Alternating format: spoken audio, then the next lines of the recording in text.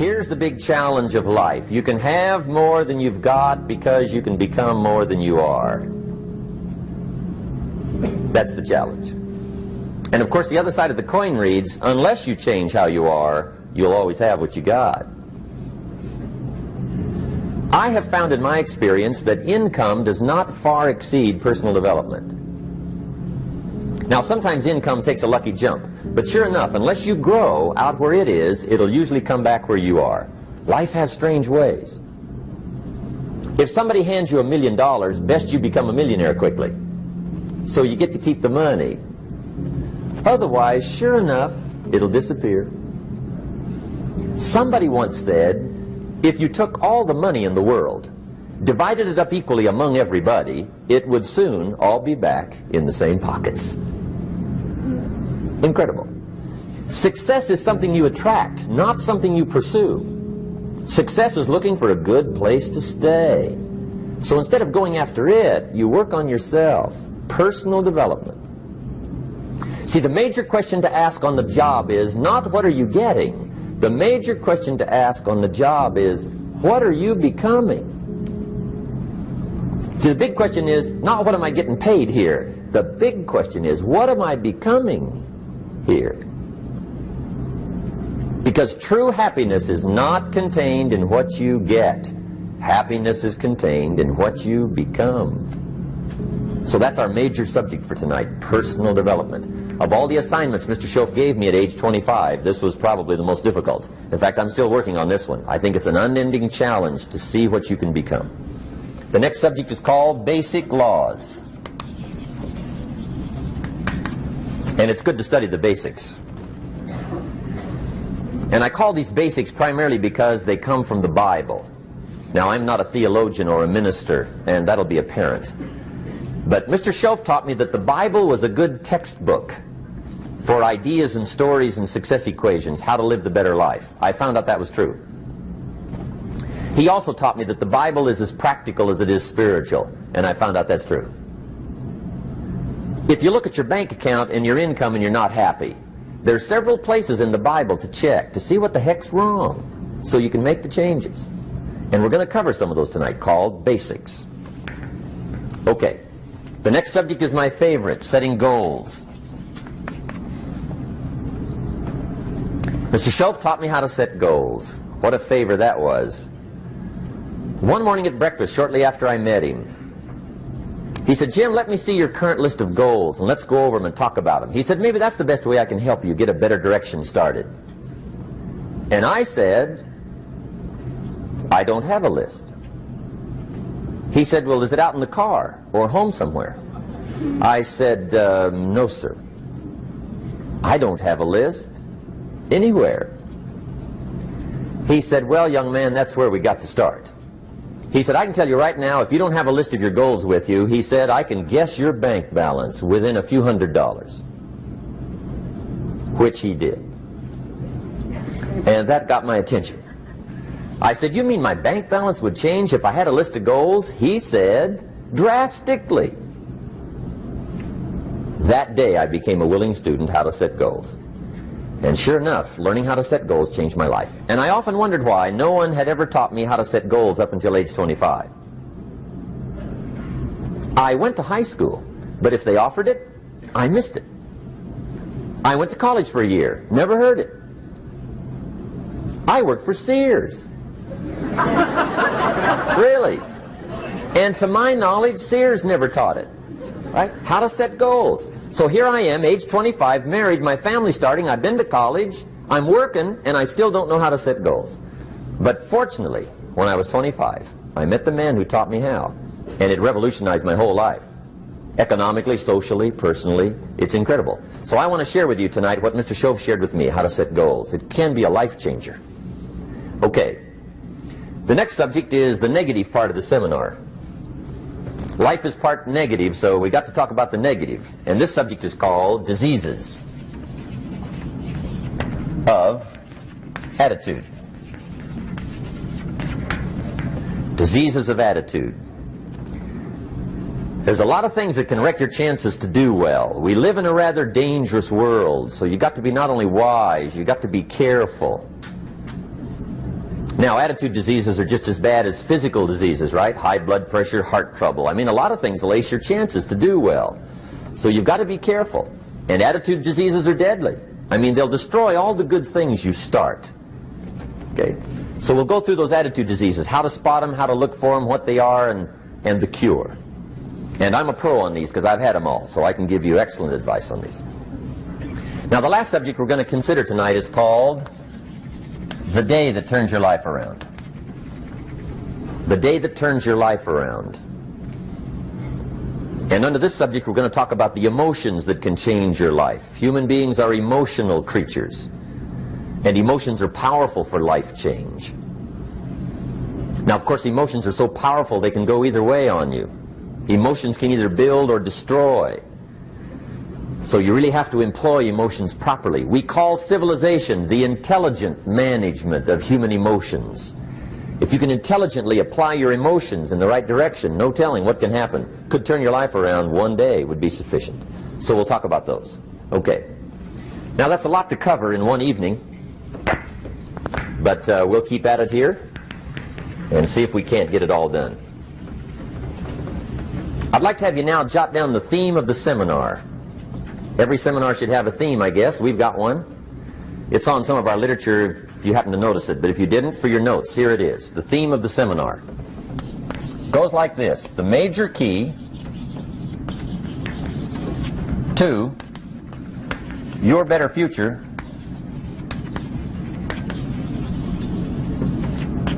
is you. That's the theme of our seminar tonight. The major key to your better future is you. And I'd like to have you underline two words just to give it some added punch. Underline the word major and the word you, so that it reads, the major key to your better future is you. Now, my first suggestion is transfer this to a card or something where you can put it up, where you can see it every day. Preferably put it up where you can see it at the beginning of the day, before you go off to put the day together. This is a good phrase just to glance at, to keep in mind as you're putting the day together. It's called the silent seminar. If you'll just let this talk to you during the day, I found it to be tremendously helpful. The major key to your better future is you. For a big share of my life now, I didn't have this one quite figured out. Among a lot of things I didn't have quite figured out. Many things used to puzzle me back in those early days. I used to wonder why two people could work for the same company, one make twice as much money. Now see, that used to puzzle me. And maybe they were the same age, graduated from the same school, live in the same community, work for the same company, with the same products and the same services. They've got the same traffic, the same problems, and one makes $1,000 a month, the other one makes $2,000 a month. Now that was my puzzling question. Why would this long list be the same and the money twice as much? I asked, what's the difference between $1,000 a month and $2,000 a month? And I don't mean $1,000 a month, right? I could figure that out. But what makes the difference? Why would one person do twice as well, 3 times as well? Speaking economically. Now I know there's more than one way to do well. I understand that. But in this little narrow area called compensation, what's the difference? Well, back then, with my faulty thinking, I'm trying to reason it out. I thought, well, maybe time makes some of the difference, right? Some people do better because they have more time. I used to say, Harold ought to be able to do well. He's got a lot of time. If I had all of Harold's time, I could do well. Now, that's got to be dumb, right? Number one, you can't get somebody else's time. A guy says to me one time, he says, you know, if I had some extra time, I could make some extra money. I said, then forget it. There isn't any extra time. Hey, when the clock strikes 12 midnight, that about wraps it up, right? I mean, you can look around the gongs there for a little more, but it's over. You say to the guy, what are you doing? He says, I'm looking for extra time. See, they'll come and take you away, right? There isn't any more time.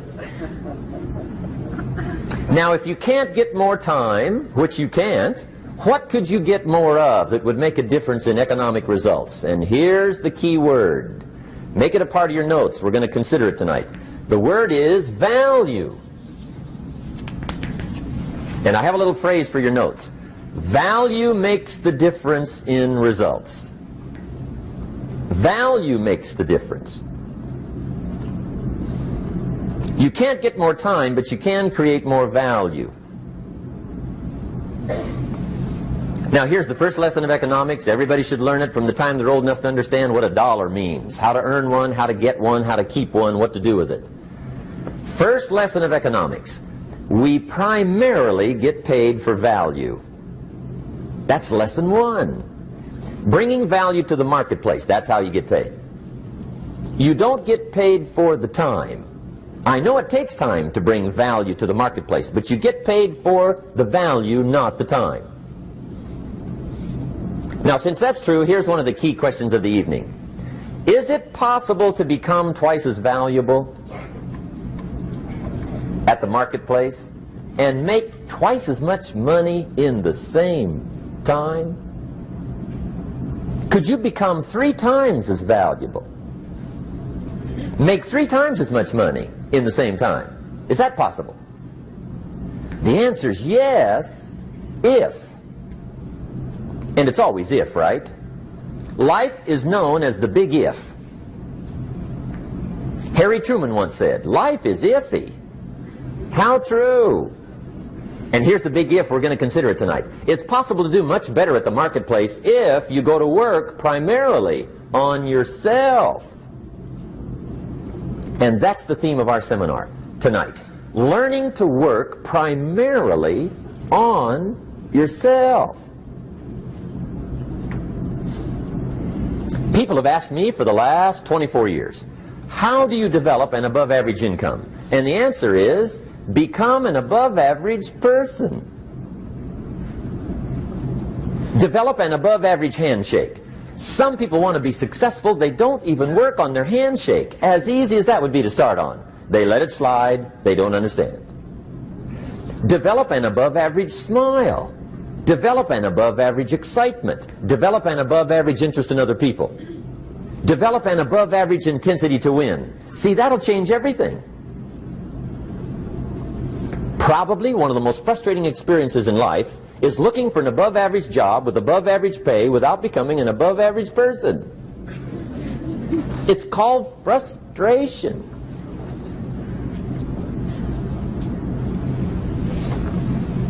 And Mr. Shoaff gave me probably the greatest clue he gave me when I first met him. He said, Jim, if you want to be wealthy and happy the rest of your life, just learn this lesson well. He said, learn to work harder on yourself than you do on your job.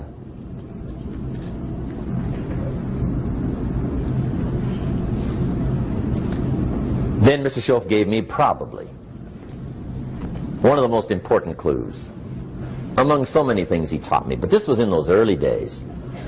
Mr. Shoaff was very kind, but he was also very abrupt. And he had these interesting questions to ask. I'm giving him a little rundown one day on how things hadn't worked out for me. He said, Mr. Rohn, I've got the answer for you if you will listen carefully. And listen carefully I did that day and for the next 5 years. If somebody's wealthy and happy, you gotta listen.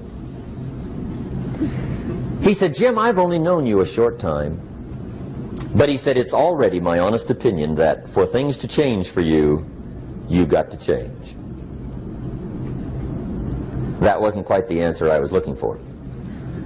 But that's the answer he gave me, and I pass it along to you on this warm summer evening in Anaheim, California, 1981. For things to change for you, you've got to change. Otherwise, it isn't going to change. Before I met Mr. Shoaff, I used to say, I sure hope things will change. Right? That seemed to be my only hope. If it isn't going to change, I'm in serious trouble. And then I discovered it isn't going to change, so I'm in serious trouble.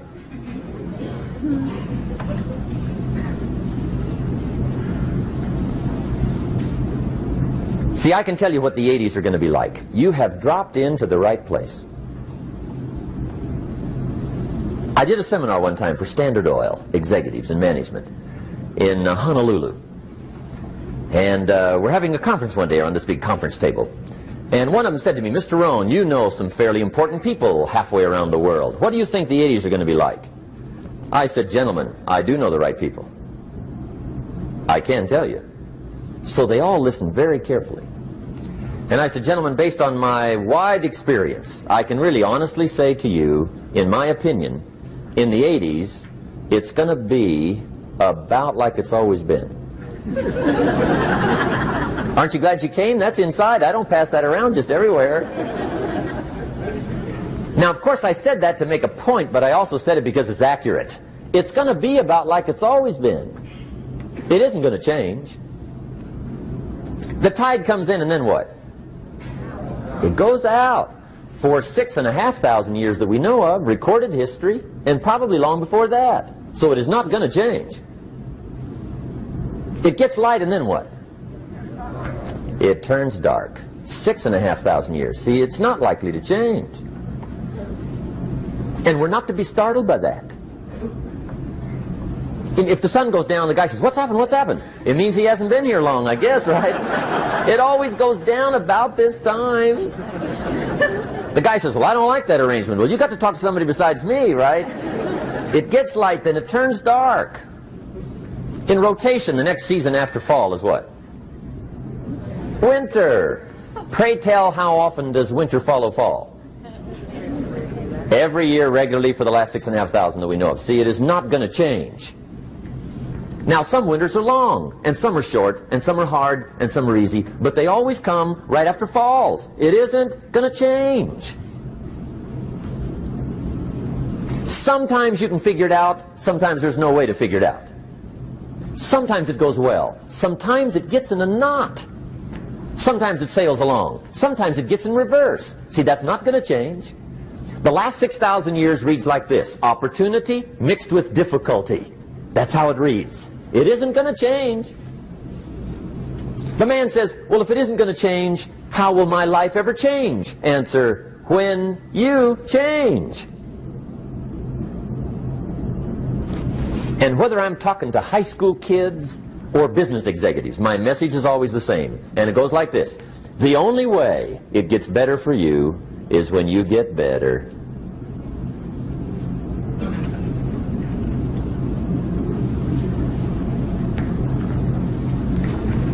Let me give you the 4 major lessons in life to learn. Here's 4 majors. It's good to study the majors. In our weekend seminar we teach. Some people don't do well because they major in minor things. You've got to be on the lookout. At the end of every week, end of every month, you've got to check, make sure you're not spending major time on minor things. Okay, we go through that whole series. Majors and minors. Now, let me give you 2 phrases before we get to the 4 majors. This will set it up and you'll see where I'm going. 2 key phrases for your notes. Here's the first one. Life and business is like the changing seasons.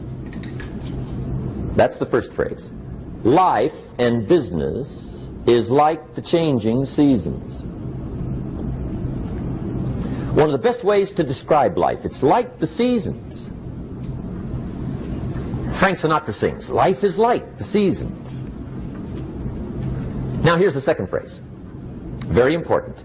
You cannot change the seasons, but you can change yourself.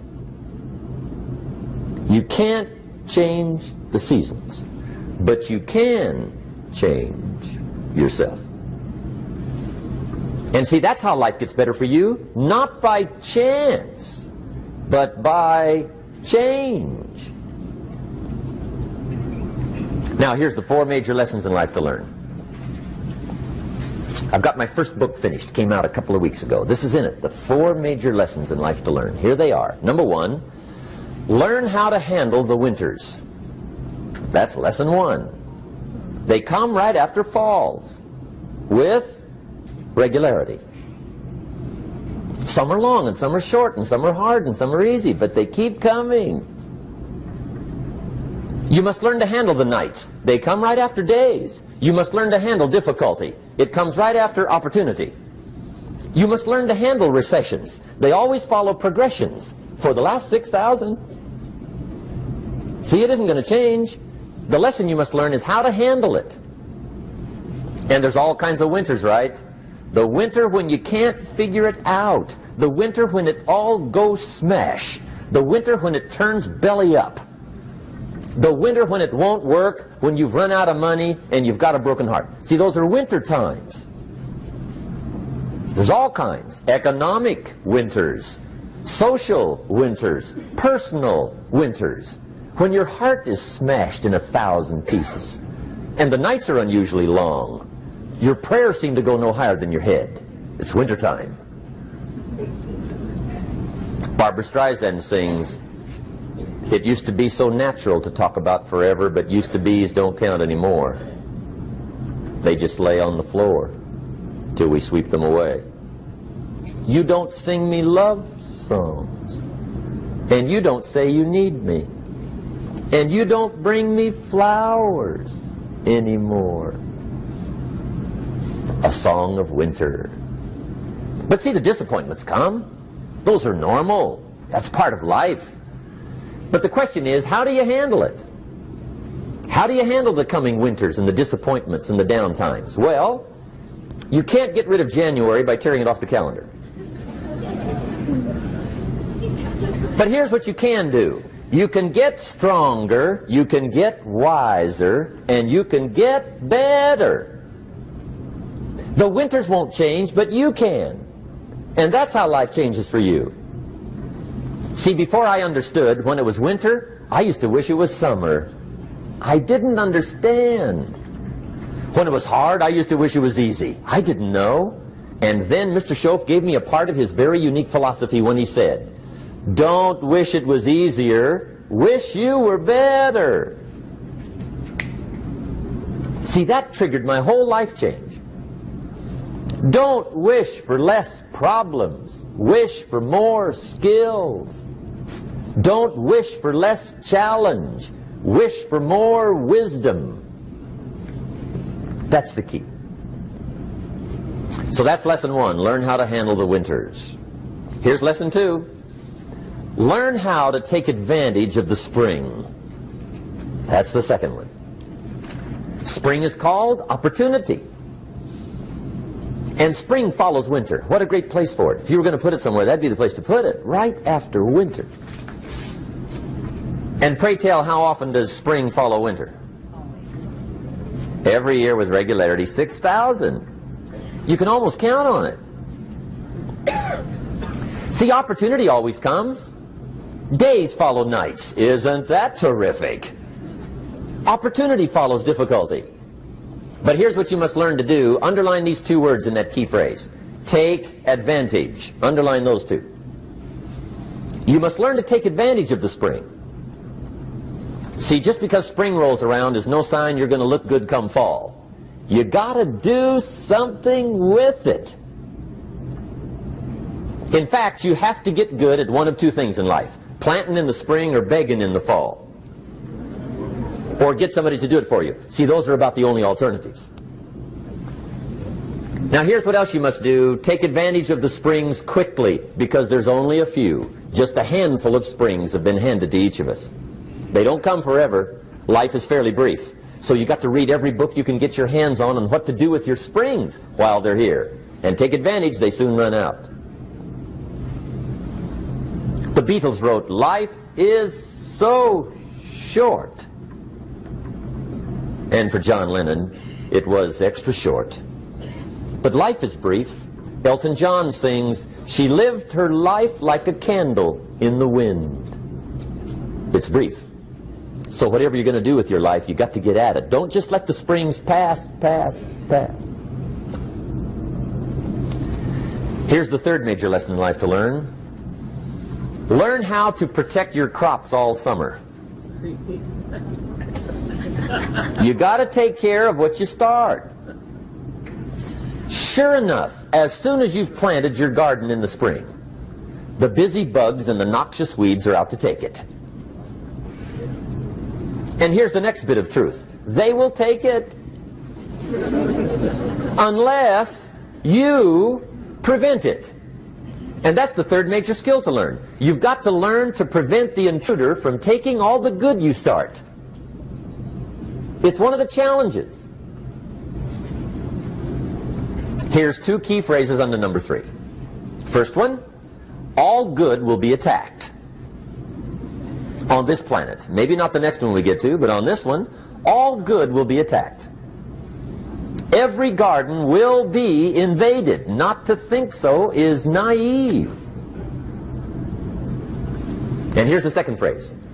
All values must be defended.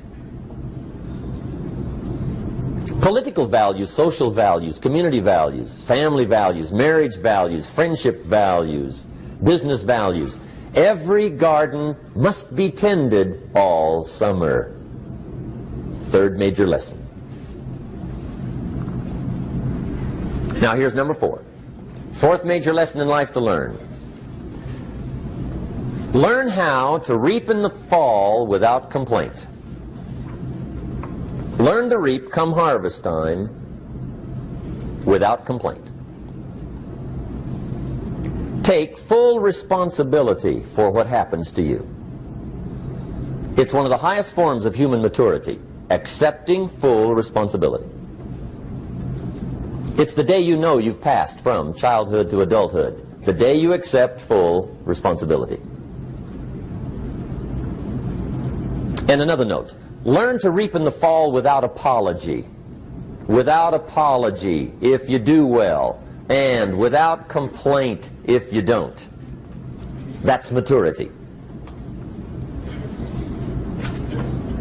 I used to have that long list of reasons why I wasn't doing well. To explain. You got to explain, right? Otherwise you're going to look bad. I used to have this funny list called Reasons for Not Looking Good.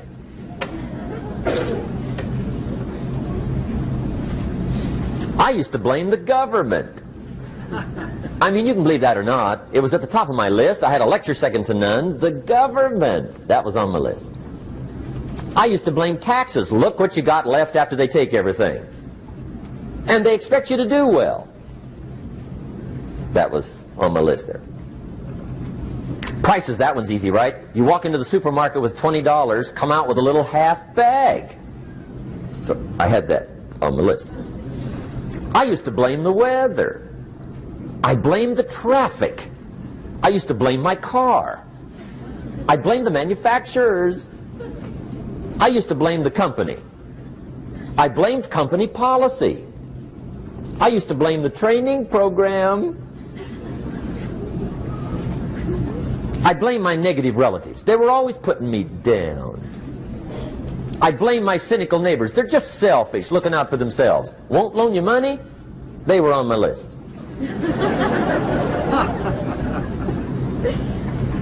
I used to blame the economy. I blamed the community. That's a pretty good list for not doing well, isn't it? I thought it was good. I'll never forget one day, Mr. Shoaff was very kind, but he was also very blunt, and this was no exception. And I'm glad he was blunt. There's a lot of things I'd have missed if he hadn't have been blunt. One day, with sort of a curious look on his face, he said, "Jim, just out of curiosity, tell me, how come you haven't done well up until now?" Excellent question. I thought, well, so I won't look too bad, I'll go through my list. And this list I just gave you, I put that on him. And he was very patient. He let me go through the whole thing, the government, the weather. I went through this whole thing. When I finished, he looked my list over very carefully. He said, "Mr. Rohn, big problem with your list. You ain't on it." How brilliant.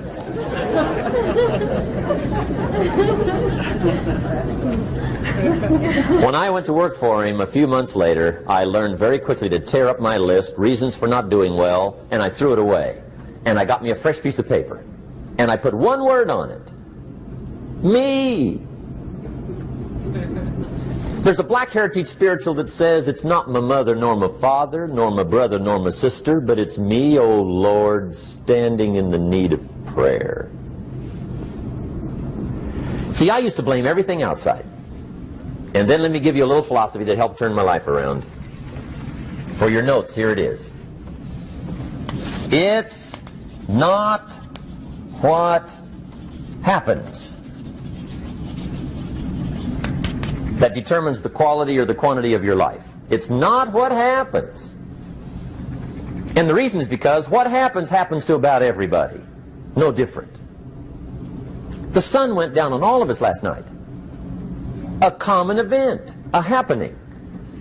And I found out that the same things can happen to two different people. One gets rich and one stays poor. Why is that? It's because it's not what happens, but rather it's what you do that changes everything. So that's a key phrase. It's not what happens, it's what you do. What happens is about the same. You might put that in parentheses here. Same. What people do, that's what's different. Anything can happen, right? Everything can happen. I've heard all the stories. I've been one of the stories. Hey, we could all tell stories all night long, right? Happenings. Anything can happen. Have you heard of Murphy's Laws? Anybody here heard of Murphy's Laws? Okay, most of you have. Murph had these laws. One of them was, if anything can go wrong, it will. That's one of Murphy's Laws. He was not one of the great positive speakers of the day. But anyway, it's still true though, right? Anything can go wrong, everything can go wrong. For sure. I've fallen out of the sky so many times. Once to the tune of a couple of million. Devastating. Took me a while to survive that one. Now, it wasn't all that much, but it was all I had. Right? I mean, that's when it's much, right? When it's all you got. If you got 3, 2 go, you got 1 left, you ain't looking that bad. But when it all goes, has anybody been there when it all went? Anybody? Come on, the rest of you liars. Go ahead. Hey, we've all been there, right? When it all went. Of course, it used to be a long time ago, right? When you ran out of money, got to 0, you were all through. Heck, now you can whistle right on by 0, right? I mean, they will bury you. That's what they will do.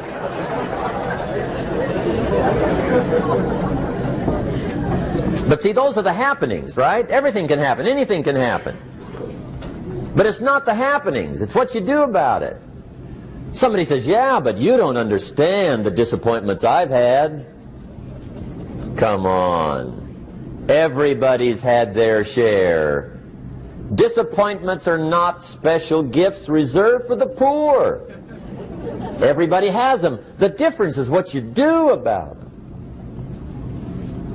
It's not the weather. I used to blame the weather, and I discovered it rains on the rich. So see, that won't help.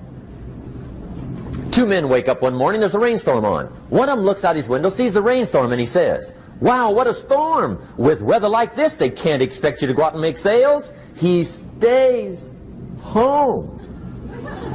Same morning, the other guy looks out his window, sees the same storm, says, wow, what a storm.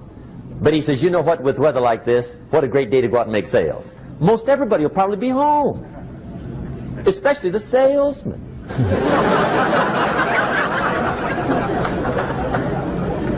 See, that's the difference in how your life works out. It's not what happens, it's what you do. So here's one of the key questions of the evening. Starting tomorrow, what are you going to do that'll make a change in your life's direction? Good question. What are you going to do starting tomorrow that'll make a difference? Now see, if you don't do something starting tomorrow that'll make a difference, guess what? It's gonna be the same.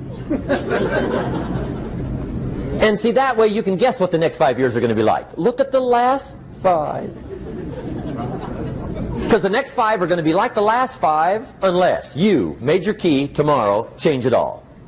Or change a little, or change something, or don't change. It's choice.